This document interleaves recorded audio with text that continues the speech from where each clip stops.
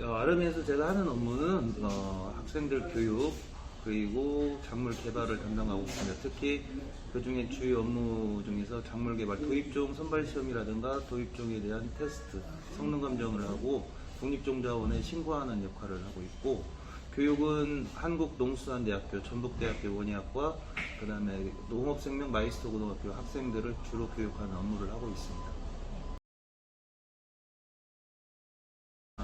예, 저는 임환수라고 하고요. 농업이 좋아서 이 농업 관련된 회사에 취직을 하게 됐고, 처음 농업을 좋아하게 된 계기는 초등학교 한 4, 5학년 때부터 농업에 관심이 있었어요. 그리고 중학교 때 진로를 결정하고 고등학교는 농고를 가려다가 이제 농대에 진학을 하게 됐습니다. 그러다 보니까 이제 전북대학교 석사, 박사를 하고 이제 아름이라는 회사 처음이자 마지막 직장인 것 같아요. 그전에는 계약직으로 약수연구소에 근무를 했지만 정식 직원으로 채용된 거는 아름이라는 회사고, 앞으로도 마지막 직장, 처음이자 마지막 직장이 되지 않을까 싶습니다. 이제 우리가 흔히들 말하는 컨설팅이라는 개념이 있어요. 컨설팅은 그 농사를 짓는 데 있어서 농사를 잘 지을 수 있도록 비용을 지불하고 받는 게 컨설팅입니다. 우리는 컨설팅이라는 개념을 쓰지는 않고 AS, 애프터 서비스라는 개념을 쓰고 있습니다. 그래서 우리 회사의 종자를 구입을 하게 되면 농사를 최대한 성공적으로 지을 수 있도록 도와주는 것, 무상으로 도와주는 것들. 그래서 우리 직원들은 업무 역량이 상당히 작물 재배에 대해서 많은 것을 알고 있고, 그거에 대해서 그 농가분들이 도움을 요청하면 항상 출장을 가서 올바른 방향으로 그리고 성공적인 농사를 지을 수 있도록 도와주는 그런 일을 하고 있습니다. 그래서 시작부터 끝까지 모든 것을 도와드립니다라는 개념은 뭐냐면 애프터 서비스라는 개념이라고 생각하시면 됩니다. 유리한 학과는 이제 농대 출신이 유리하고요. 더 나아가서는 원예학과 출신이 더 유리하고, 그 다음에는 이제 그 자격증이 많은 부분을 더 유리하다고 생각할 수 있습니다. 그 중에서 이제 중자기사나 뭐 산업기사, 식물보호기사, 산업기사, 그리고 이제 시설원예 기사나 산업기사라는 자격증을 가지고 있으면 훨씬 더 유리하죠. 이제 그것보다도 더 중요한 거는 일단 농업에 관심이 많이 있어야 된다고 생각합니다. 이제 업무를 보면서 일을 진행을 하다 보면 딱 막히는 게 있어요. 그리고 항상 보면 머릿속에 윙윙 맴도는 경우가 많아요. 그런 거를 해결했을 때가 가장 쾌감을 느끼죠. 그 중에 이제 제 업무 중에서 가장 그 쾌감을 느꼈을 때가 뭐냐면, 재배적인 문제가 풀리지 않았을 경우 그걸 갖다 계속 고민하고 연구해서 풀어나갈 경우에 가장 쾌감을 느낍니다. 현재 제 업무만 가지고 보면 저는 이제 연구 개발 업무, 교육을 하고 있다 보니까 남들보다 어떻게 보면 업무 강도가 높아요. 왜 그러냐면 그 보고서 작성을 해야 되는 경우가 많이 있고, 그 다음에는 그 대인 관계를 유지해야 되는 경우, 그 다음에 학생들을 교육을 해야 되는 경우가 많이 있어요.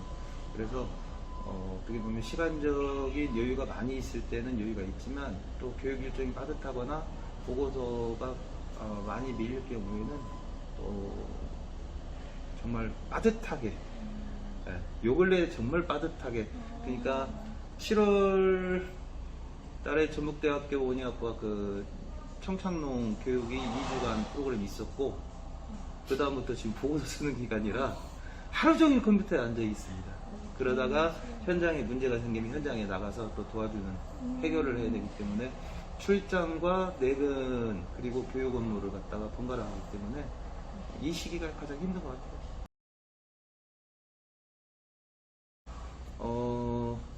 우리 회사에서는 전체적으로 이제 뭐 기본적으로 컴퓨터 관련 엑셀 정도는 알아야 되는 거고, 이제 요 근래에는 뭐 많이 기본적으로 가지고 있는 것들이 워드 한글 프로그램 활용이라든가 뭐 엑셀과 파워포인트 활용, 그런 부분은 기본적이라고 생각하고요.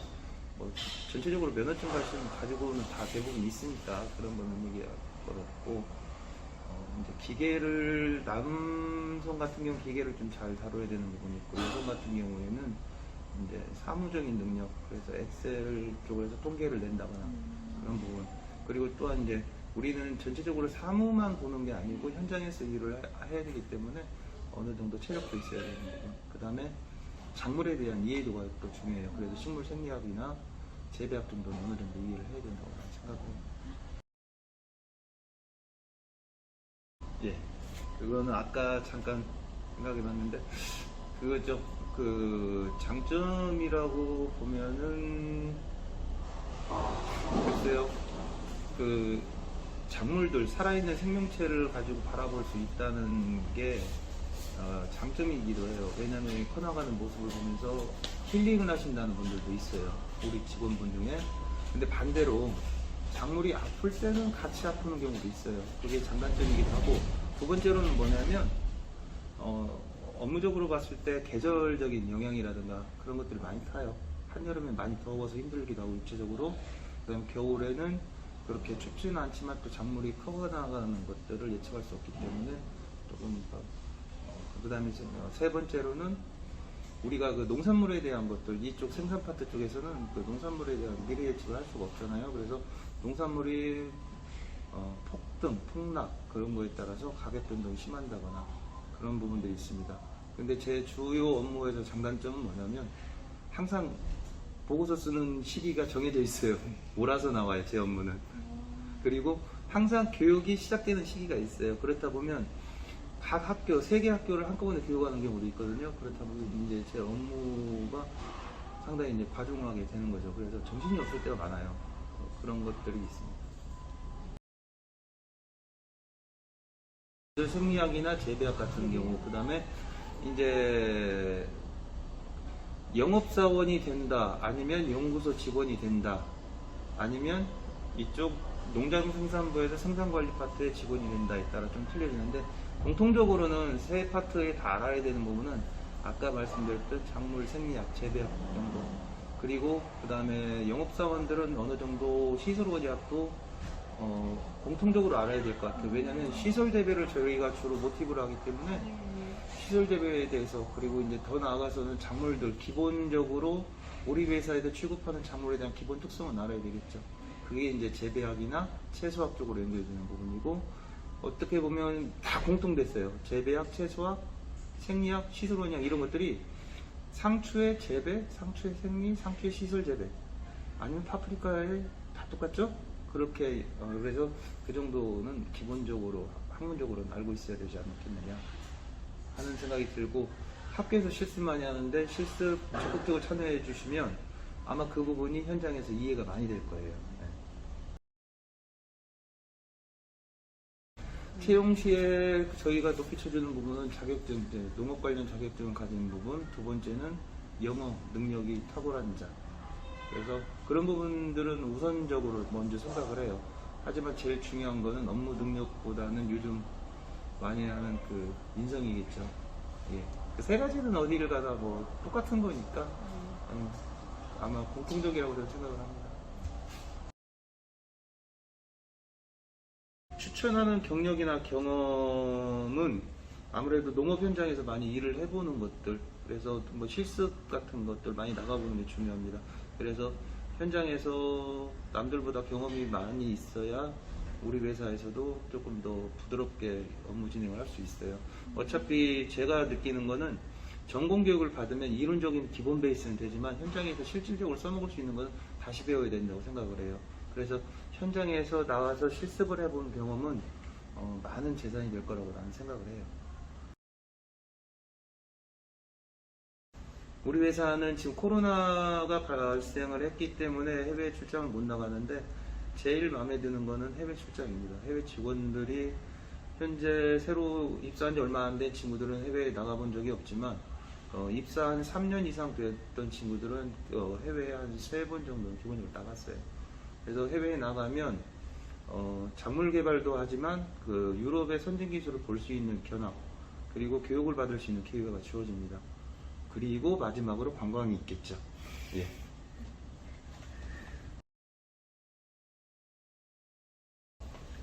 사실 제가 솔직하게 털어놓는다면 농업에서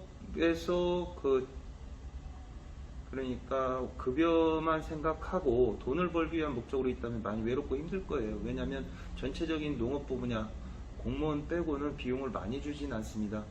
그리고 물론 그 중에서도 특화된 부분 재배사라든가 좋은 말로 크롭 매니저 정도 되는 수준 아니면 컨설팅 하는 사람 그런 분들은 자체적으로 비용을 많이 페이를 받을 수 있겠지만 전체적인 농업회사 측에서는 페이를 많이 주진 않아요. 그래서 오히려 농업에 관심이 있고 농업을 사랑하는 친구들이 많은다면 힘들어도 즐겁게 일을 할 수 있다고는 생각을 해요. 그렇다고 비용을 아주 안 주는 건 아니고 다른 대기업보다는 좀 적게 준다는 수준이지 각 기업들마다 그 재무 구조가 있기 때문에 거기에서 어느 정도 충족할 수 있는 수준은 된다고 저는 생각을 해요. 요즘 농업 현장, 농업 생산, 그리고 농업 관련돼서 블루오션이라는 말이 많이 있습니다. 블루오션이라는 말이 많이 있는데, 젊은 친구들이 블루오션에 대해서 솔직한 얘기로 아직 피부에 와닿지는 않을 거예요. 그걸 갖다 많이 느끼려면 학교에서 받는 수업도 중요하지만 대한민국, 그 다음에는 전 세계적으로 기회가 난다면 해외로도 여행을 가서 내가 관심 있는 분야에 한 번쯤은 탐방을 하고 한 번쯤은 만나서 얘기도 나눠보고 그런 기회가 있었으면 좋겠어요. 앉아서 그 블루오션이라고 듣는 것보다는 직접 몸으로 느껴야 된다는 부분, 그거는 일을 하라는 것보다는 다니면서 만나서 얘기하고 질문하고 그러면서 생각을 넓히면 정말 그 무한한 가능성이 있는 건 맞아요. 하지만 다들 무한한 가능성이 있다고만 하지 어느 정도로 해결책은 답안은 없는 것 같아요. 저도 마찬가지고. 저도 제가 만약 내 일을 독립해서 한다면 어느 정도까지는 끌어갈 수 있겠지만 그게 젊은 친구들한테 블루오션입니다. 이거 한번 해보세요 라고 명확한 답은 드리기 어려워요. 왜냐면 그걸 갖다가 피부로 못 느끼면 블루오션은 아니에요. 하지만 좀 더 경험을 해보고 많이 다녀보면 그거에 대해서 많은 아이디어는 많이 얻을 거라고 저는 생각을 해요.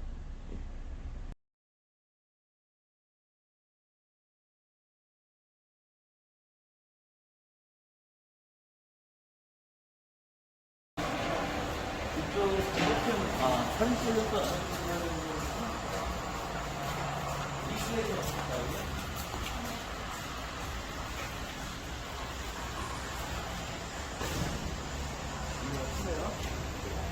여기 있는 거 파종을 해가지고, 파종을 해서 저쪽 다라실로 들어간 다음에 꺼내서 육묘, 그 다음에 이쪽 반대편 섹션으로 다 정식해서 생산. 그렇게 운영되고 있어요.